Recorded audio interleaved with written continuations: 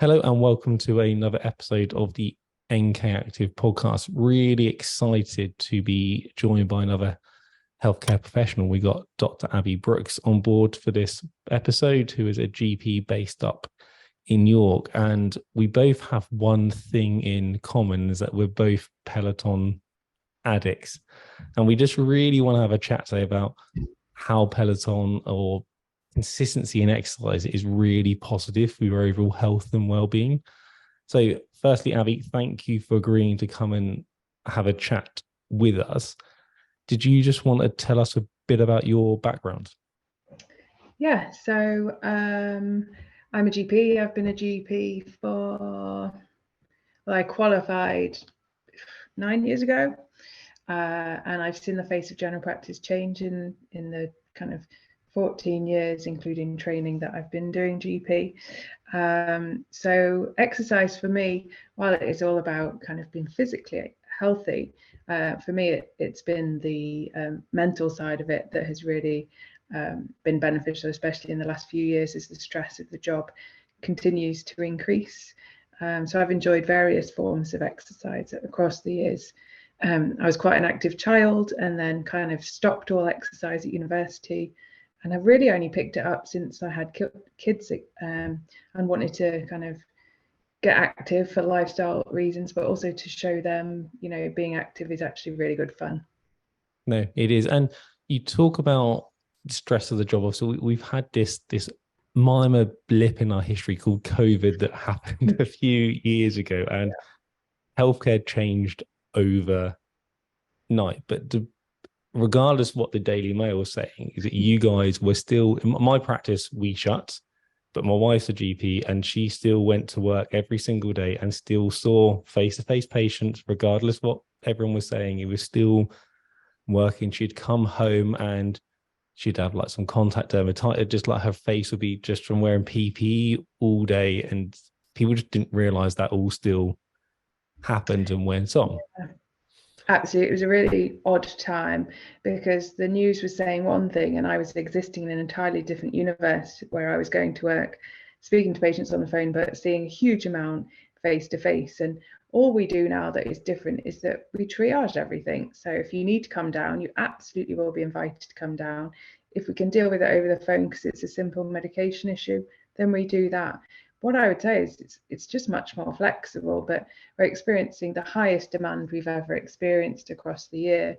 And it's just getting a harder and harder job, which is why I'm glad I have outlet of various forms of movement, because the other thing about general practice is you spend a lot of time sat on a chair, Yes. and that can be kind of quite tiring in itself when you don't move very much throughout the day.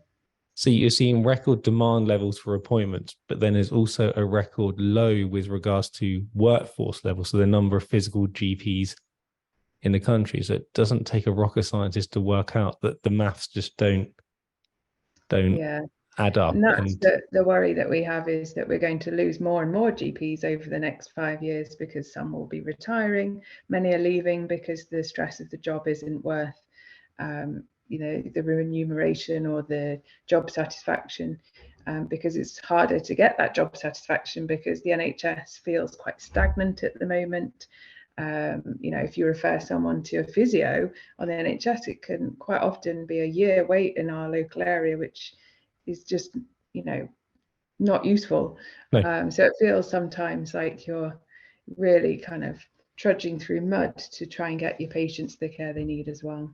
and it's unfortunate that you guys then get the brunt of, let's call it abuse, because there is a lot of abuse out there when actually it's not your guys' fault or the physio's fault's work. It's the system that's just not designed to cope with modern Yeah, healthcare absolutely. And needs. I think until we completely acknowledge the challenges that we're all facing, and from higher up the funding and investment changes, I think we'll continue to feel like we aren't being as, not efficient, but actually making people healthier, making people better, Yeah. and that's the difficulty.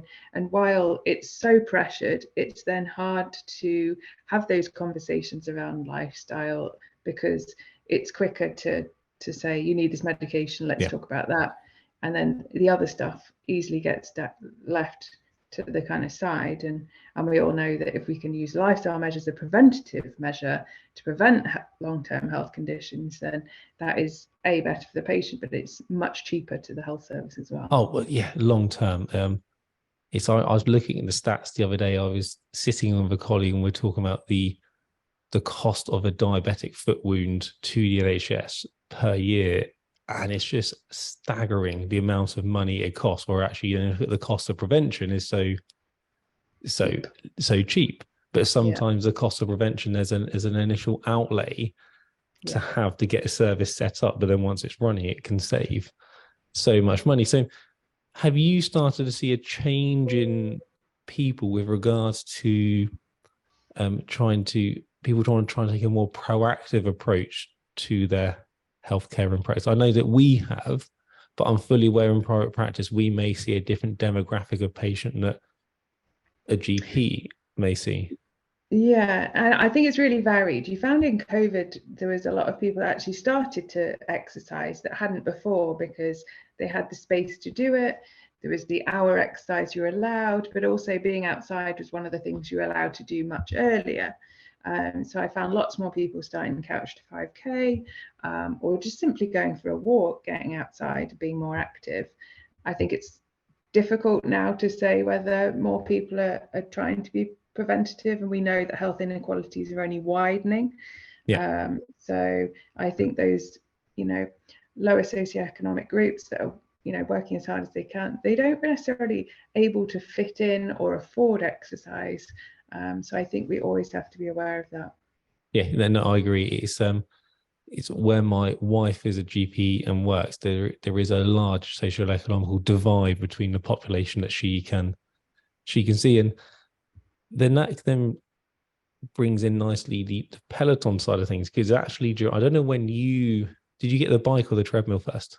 So we got the bike in the March of 2021. So like just as COVID was kind of hitting its first year. Yeah. So we had got our bike in January 21. And it's just because for me, it was a tool that my wife would be out in work. I got 2 young children. I can't go out for a run. And the Peloton was something for me that I could just hop on. It was silent. It didn't disturb the kids. I could do anything for a 15-minute to a 90-minute workout with a community of like-minded people. And it's just stuck. And I think I still managed to try and average 3 rides a week. And I've just seen my fitness just improve massively. I was looking at what I was outputting when I first got it 2 and a bit years ago now to what I'm outputting now. And it's just having that consistency. And for me, it's a really, really good tool to help improve someone's health. I'm not saying the Peloton is for everyone, but there will be a type of exercise that everyone can do. But for me, the Peloton removes a lots of barriers. And I'm just interested to know your views and thoughts around Peloton as well. Yeah, I think we're in a privileged position to be able to afford the Peloton, first of all. And I'm really aware of that. The reason we chose Peloton was because before COVID, we were gym members, and I had no interest in starting the gym again when we didn't really know which way COVID was going. Before COVID, I was an avid runner. I would be at parkrun every week.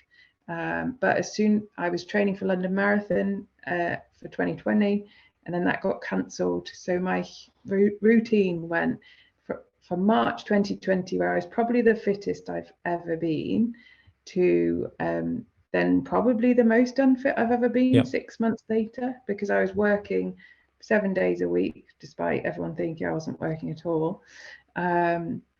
So we got to the end of that year and like, what can we do to kickstart things?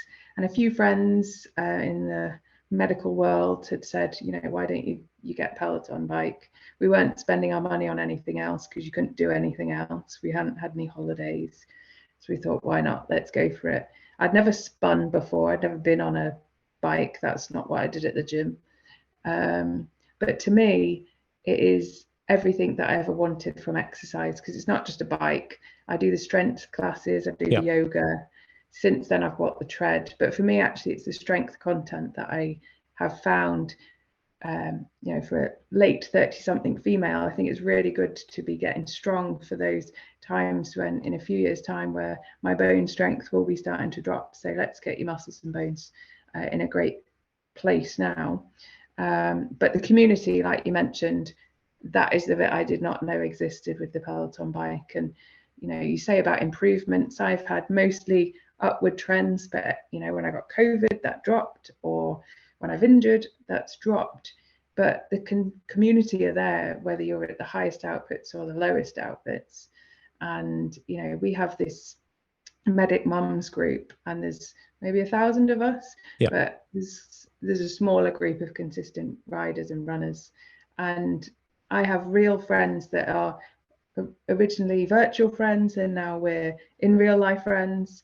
And there's still some virtual friends. And without those group of ladies, I am not sure I would be in such a positive place with both exercise, but also with the job as well. No, and you mentioned the sort of the community, and that's the one thing. It doesn't matter if you're top of the leaderboard or not. No one cares. The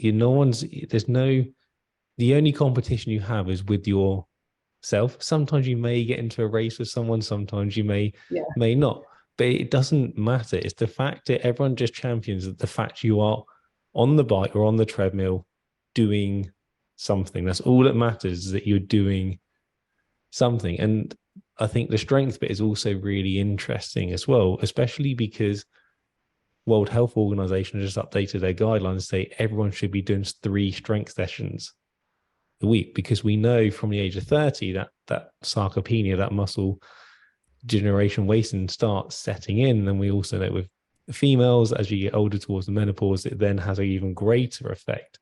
So actually being fitter and stronger is actually so important. And you can even link it back to life expectancy. And then the stronger you are, the less chance you have on the fall, the longer you will live. And there's so much evidence to back it up. And I think the Peloton just removes some of those barriers. It allows you can do your spin session. Then there's also a strength session. And what I love about it is I haven't got to, it sounds silly, I haven't got to think. I just get on and just do. It's very, there's an instructor saying, right, just do this. And it doesn't matter if I've got 20 minutes, an hour, 5-10 minutes, there's something to suit all my needs. So it almost gets rid of that excuse, oh, I can't do that because there's not something for me.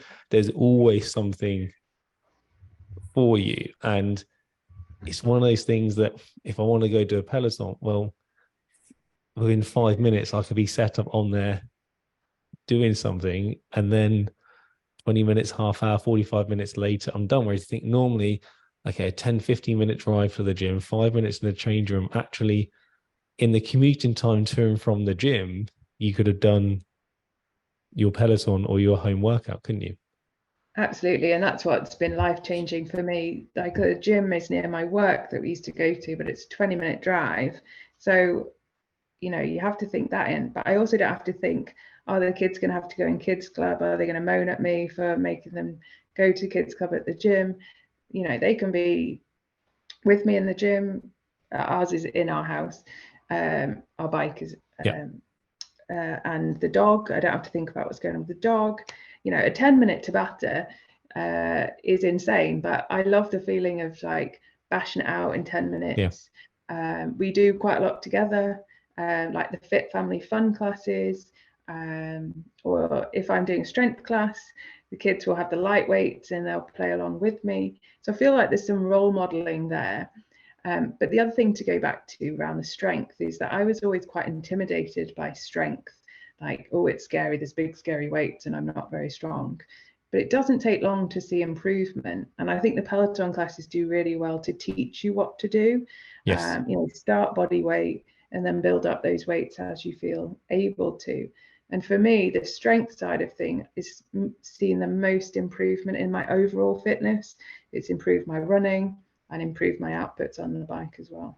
It's one thing when if someone comes to see us in clinic with an injury, we'll go through this whole strength and rehab process, and we'll teach them how to then continue doing that afterwards. And we'll often see people will leave us and then be walking further, running PBs, cycling PBs, not because we've done anything special, but because we just help them get a structured strengthening plan in place that they can consistently do.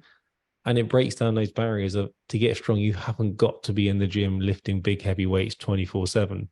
You can do small little consistent things and you will see the benefits. And it's one of those things, I'm a big believer, as soon as someone sees a benefit, you want to do more of it. I think it's just human instinct. So Yeah, definitely. you see the improvements you make with the Peloton on the strength, well, this is working. I can do this. I can fit it in my life. And you talk about your job role, it's sort of, you don't really have a 9 to 5 job. If an emergency walks into clinic, and you can't just turn around and say, right, I'm clocking off, time to go home, I'll deal with your heart attack in the morning. It's sort of, you got so, and then it's like, you then come home, and actually the last thing, I've had a really big stressful day at work. Do I really want to drive to the gym? No, do you know, I'll just sit on the sofa and do something. Whereas the Peloton is like, actually, I'll just quickly do something for 15, 20 minutes. And you've done that. Well, if you then manage to do that every day, before you know it, you've added an extra couple of hours of exercise into your week without actually even realizing it. Yeah, it's so easy to add on. Like, even if I just want a 10-minute walk on the tread, or sometimes I'll walk the dog and put one of the outdoor walks in my earphones. But just, I always feel better. Whatever I've done, whether it's 5 minutes, 45 minutes, 60-minute power zone, whatever it might be, I always feel better for it. And the other thing about the community is sometimes I don't feel like I want to go on, especially Wednesday, which is my worst day of my working week. And I always will, you know, with the virtual community, someone might say, let's do this ride at 8 p.m. Let's just do a 90s silly fun ride. And at 8 p.m, it's the last thing I want to do. But I get on the bike because a load of ladies are on there, or a couple of other friends. And, you know, 30 minutes later, you feel 100 times better for it. Oh, exactly the same. I think I've done my session at 8:45 last night because kids were playing up, didn't want to go to bed. And it could have been so easy, but and then like you get off, you actually not feel really, you just get that endorphin hit, don't you? You just feel really, really good. Yeah, I think the endorphins, but also I found that I sleep better when I've exercised, which I used to think the opposite, or I'm quite wired, but actually an hour later I'm, you know, much more settled for a good night's sleep. No, it is. We look at the research and there is, the more you exercise, the more consistent you are, the better sleep you will have. When you then talk about injuries, the one things we'll ask patients when they come to see us is we'll speak about their sleep patterns, because we know erratic sleep patterns will increase your risk of irritating an injury or getting a musculoskeletal injury. If you can do things to help sleep better, that's only a sort of a win-win. Have you found anything with the Peloton that hasn't worked for you, or you would change? Me and boxing aren't friends. I like real boxing. So we've got a boxing, Bag. proper boxing. Yeah. And I used to do karate as a kid, so it's different. So me and shadow boxing, and me and Kendall aren't necessarily kind of compatible. Yeah. That's what I like. There's always an instructor that is or isn't. I love bar. I thought I would hate bar. Yeah. But that has been a surprise. Pilates is quite tricky, but I keep giving it a go. I'm getting better at yoga. Me and flexibility, again, don't go together, but I'm seeing vast improvements in my yoga. Thanks, Dennis, for that. But overall, everything else, my new thing is trying to do more boot camps. So trying to do some of the tread and bike mixed strength classes. Yeah. To try and be a bit more efficient. If I've got 45 minutes, why not do a bit of both rather than kind of lean towards one or the other? Yeah, I try and do the sort of the training programs. So I've just started another 5-week improve your power zone training, because I find if I sign up to a program in my head, right, I've committed to doing this, so I need to fit the 3 rides in, and I've got 2 45-minute and 1 60-minute ride a week. It's in my diary, it gets mapped in, and it just gets it done. The power zone challenges are really good. I like the motivation and discipline side of it. But there's so much, that's the great thing. And you know, Who's your favorite instructor? Oh, that's really hard. So I've met a few of them because I've been to the studio, and I accidentally met Dennis in Amsterdam last year, bumped into him. So I have a super soft spot for Dennis. Dennis is But one of my favorites. overall, I'd probably say Ben Aldis, because I think his strength programming is amazing and he's so much fun on the bike. Second favorite, because she slays, Robin. For a strong female role model, you can't get much better than Robin.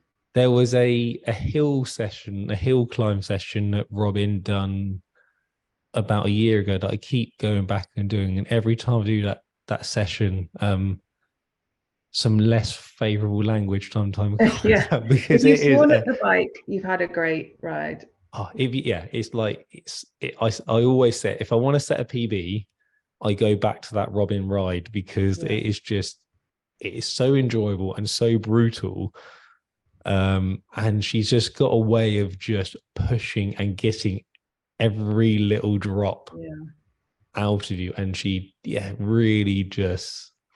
But then you can go from that to like an Encanto ride. Like that is everything about Peloton. You can go absolutely heavy on a hills or a hidden hills. I'm more kind of into Tabata and intervals, I would say.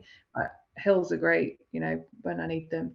But then, you know, if I put an Encanto ride, which actually was harder than I thought it was going to be, and the kids can sing along, or I love Encanto, you know, but I love the theme things as much as I love the, you know, well-programmed, exhausting climb classes. As you say, it's got everything to suit anyone's needs, and I do fully appreciate, and you mentioned it earlier, that we are in a privileged position where we can afford to go buy a Peloton and pay the monthly membership. But for me, it's if someone said to me, is it worth it? I'd be like, every single penny, without a shadow of a doubt. For what you get. Because if you look at the amount of time it gets used compared to a gym membership, well, actually it doesn't actually work out that expensive if you use it and consistent with it, and you will see health benefits from using it on a regular basis. But not everyone has to have a Peloton. There are different options out there. It's just about a way to, for me, it just removed all my barriers for doing exercise. It removed the time, that made everything convenient. Before we had the Peloton, I'm a cyclist as well, and I used to have a Swift, but that was a faff because I had to then change the bike setup for my wife. My wife didn't like it because it is my racing road bike. It was uncomfortable for her because it was designed for me, not her. It just didn't get used because it used to take 10-15 minutes to change things around, where the Peloton is sort of like 30 seconds. Yeah, you just move the seat up and down. We know which each other's settings are. You literally get on and just go and just do something. Yeah, and my husband uses it. I use it more. I mean, I at least use something Peloton related at least 5 times a week, sometimes every day. But my husband uses it differently, and he works from home, so he could use it more. But I think because he sits next to the Peloton every day, it becomes kind of like it's just always there. But he goes he chooses those Kendall, those Robin heavier rides. Yeah, so he uses it for his more kind of high impact exercise for the week, and I use it more varied. But we both go in the living room and do a core or a yoga of an evening, and it's funny how different people use it in entirely different ways. Yeah, I'd sit with your husband. You listen to a lot of the Kendall because she plays a lot of music that I used to listen to in my childhood. So it brings back that punk rock music, and it just sort of like gets you going. It gets you ready to just go and smash a ride out. Do 70 to 80 cadence and 60 resistance or some such number, and I'm like, nope. Yeah, like no, not. Yeah, but that's and then you've got someone like Christine, who is a cyclist, you know, professional, who's just like, just do what you want, and you know, hands on your back and turning the leaderboard the other way around, so you're next to each other, not on top of each other. But every now and again, I need that I'm going to get a PB, I'm going to chase the person in front of me, and I need a Kendall ride for that, not a Christine ride for that. That's why I would say 80% of the rides I do are power zone to rein me in, to stop me going. Stop me going silly. So clever. The fact that, you know, no one knows whether your zones are 60 to 70 or 150 to 200 or 350 to 450. And I think it leaves the ego at the door, because you're not racing anyone. You're all just in zone 1, zone 4, zone 7 of whatever your FTP happens to be. So I think power zone is incredible. It is, and it really fits what we do in the clinic, in that any rehab program has to be specific for that individual. It has to overcome all the barriers and the things that could potentially stop something happening. And that's the beauty why I like the power zone, because the ride is tailored to me as a individual. It doesn't matter. So if you're, say, doing your Kendall ride and she says do 80, 90 cadence at a resistance of 60, well, on the power zone ride, that's all then, it's all set out for you. It's okay, go to zone 3, go to zone 4. And for some people, that may be a cadence of 80 at 60. For others, it may be a cadence of 80 and a resistance to 30. It doesn't matter. It's there for you. And for me, it just offers that good structure just to keep pushing forward. Yeah, absolutely. It's, I mean, 2 years in, over 2 years in, 2.5 years in, I have no inclination to go back to the gym. I still run, and I use the tread. The tread got me through marathon training over the winter. I did my long run outside, and every other run pretty much was done on the treadmill, because mostly for childcare purposes, but also the weather was pretty shocking. But I still run outside and I still play tennis, but otherwise my exercise is mostly Peloton based. Yeah, and you happily get all the exercise you need from that. So it ticks so many boxes. And we've done some of the standing yoga at work as well. You know, there's desk yoga and chair yoga. So you can even do that in the middle of the day. How was the visit to you went to the London studio, didn't you? Yeah, I've been a couple of times. Incredible experience. They look after you so well. So first time I went with my husband at Christmas time, and we did a Ben Aldis. It was hitting hills, but he talks to everyone and is so inclusive. And then the second time was with a bunch of the medic mums. We filled the studio with Bradley, and he took care to get to know who everyone was. And it was just a party on the bike. And yeah, incredible. If you get to go, you know, go for it. A fair play for Bradley to managing to control a room full of medic mums. Yeah, and he was. He said he was pretty taken aback. It's the loudest they've ever had the noise in the studio, they said. But we were just all so happy to be there, and some of us had never met before, some of us were old friends. So it was just, you know, when you have an hour of joy and you just don't want it to end. It was doing exercise, and we were all sweaty, but it was just the best thing. And the thing I want to touch on quickly is, then also you mentioned earlier on about the mental health benefits of it as well. I think it was a thing, but I think the pandemic has really brought it for the forefront, in that you saw the physical aspects of the pandemic, but you also see the mental health of how impacts it had on people. I don't know what it is like for you guys up north, but my wife was coming home, she's saying, I'm seeing so many mental health queries and problems presenting to us. It didn't matter as young, old, female, it was everyone. It didn't matter. They were just seeing such an increase. And we know that exercise is most probably one of the most effective ways to manage mental health. And this is why I always bang on about the Peloton drum and the exercise, because for me, if I'm having a bit of a low day, bit of a stressful day, actually go do some exercise. It could be Peloton, it could be cycling, it could be a hockey match or something for me, and you just feel so much better. So it's interesting to see what are you guys have you seen that increase in mental health problems presenting? Definitely, and it's across the board, like you say, children, adults, elderly, male, female, lots of people from every aspect of society, and there's multitude of reasons for that. But also, I think we're also more aware of our own mental health as well. I think COVID was really difficult for a lot of people. It isolated them, stopped them doing the things that they would normally find as their outlet. They weren't able to see their loved ones, all of that. Jobs changed, you could list the reasons. But for me, exercise has always been my go-to. So whether I need a lift because I've had a rubbish day, and usually that will be a 90s pop ride. I gather the girls and we smash out the high fives and we just sing along to Macarena or some such rubbish.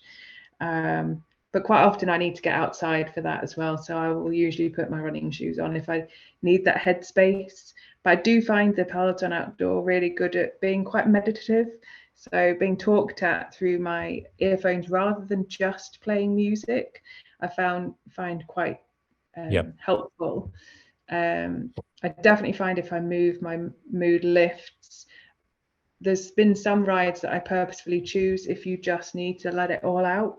So like Christine did a Veterans Day ride, which made me cry buckets. But if I need to cry buckets, that is the ride I put on. I've done it several times. And the bagpipes, if you've done it, you know about the bagpipes.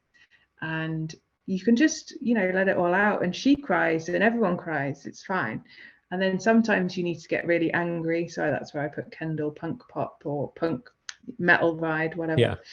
So there's a class for every mood, or there's an exercise for every mood. You mentioned hockey. Tennis is my stress reliever. I just wallop balls and balls back at my opponent.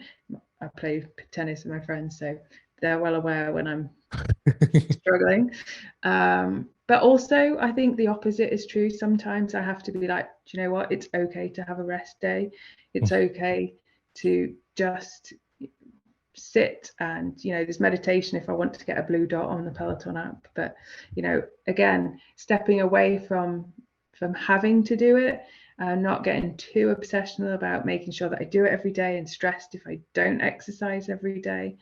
So I think it's really important to have that balance, and that's where the community, they're not going to berate you for not going to the class that you said you were going to go to.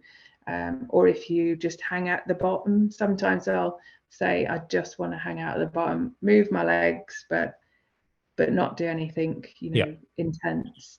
And I think that in itself is really powerful when you're feeling just a bit exhausted through all of the stress that's going on. It is, but the thing is, you're still doing something. It doesn't matter if you're moving quick or not, you're still doing something. And this is why I think we're trying to move away from rest days. We call them recovery days now, to say to give you a chance, the body to recover from what it needs to do, because it can't work full time the whole time. You spoke about it. I've seen is that you'll have peaks, you'll see improvements, and then you'll get COVID, or you're busy at work and you see a slight drop in your fitness. That's okay. That's fine. That is normal. That's expected to happen.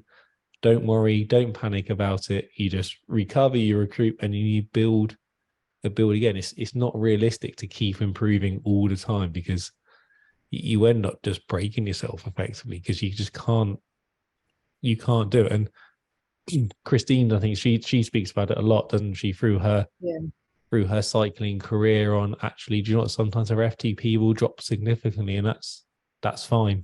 It's okay. It's all part of a plan. And you look at marathon running, and if you then really get into it, you can then sort of periodize your training. So you're going to peak, and then you'll deliberately drop your mileage down. You'll lose a bit of fitness.